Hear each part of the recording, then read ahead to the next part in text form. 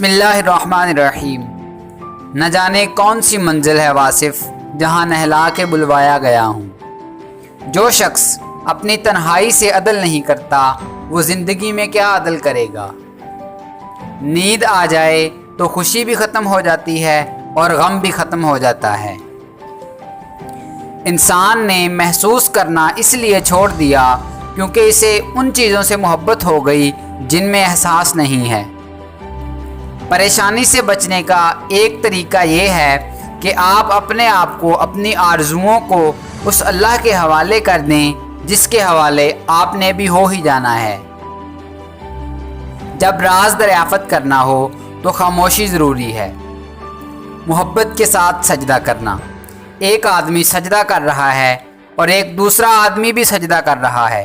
جو محبت کے ساتھ سجدہ کر رہا ہے اس کو ہم کہیں گے اہل تصوف، اور جو صرف سجدہ کر رہا ہے اس کو اہل ظاہر کہیں گے، یعنی شریعت والا۔ رزق صرف یہی نہیں کہ جیب میں مال ہو، بلکہ آنکھوں کی بینائی بھی رزق ہے، دماغ میں خیال بھی رزق ہے، دل کا احساس رزق ہے، رگوں میں خون رزق ہے۔ یہ زندگی ایک رزق ہے اور سب سے بڑھ کر ایمان بھی ایک رزق ہے۔ خوبی کہاں ضائع ہوتی ہے؟ مایوسی اور غصہ، ان دو باتوں سے خوبی ضائع ہو جاتی ہے۔ محبت کوشش یا محنت سے حاصل نہیں ہوتی، یہ عطا ہے، نصیب ہے، بلکہ یہ بڑے ہی نصیب کی بات ہے۔ زمین کے سفر میں اگر کوئی چیز آسمانی ہے تو وہ محبت ہے۔ انسان دولت اکٹھی کرتا ہے تاکہ غریبی سے بچ سکے، اور پھر اس دولت کو خرچ نہیں کرتا تاکہ غریب نہ ہو جائے، اور اس طرح دولت کی موجودگی میں غریبانہ زندگی بسر کرتا ہوا آخر کار ہلاک ہو جاتا ہے۔ سماج میں مسلمان ہونا آسان ہے، لیکن تنہائی کا مسلمان ہونا مشکل ہے۔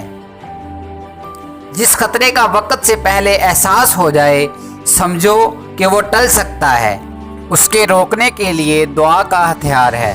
اللہ تعالی ہمیں ان خطرات سے بچائے جن کے قریب آنے کا ہمیں احساس تک نہیں ہے۔ لوگوں کے اعمال کو کبھی نہ دیکھو بلکہ اپنا عمل کرتے جاؤ۔ اپنے محسن کی ذات بیان کرنے کی بجائے اس کے احسانات بیان کرو۔ دور سے آنے والی آواز بھی اندھیرے میں روشنی کا کام دیتی ہے۔ دوزخ اس کے لیے ہے جو توبہ کے مقام پر اکڑ جائے۔ علاج ظاہر کا ہو رہا ہے، انسان کا باطن پریشان ہے۔ اللہ کے محبوب صلی اللہ علیہ وآلہ وسلم کا ذکر جس مقام پر ہو اسی کا نام جنت ہے۔